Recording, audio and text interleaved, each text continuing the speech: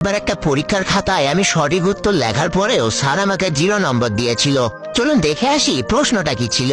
প্রথম প্রশ্ন, বরকত কোন আন্দোলনে শহীদ হন?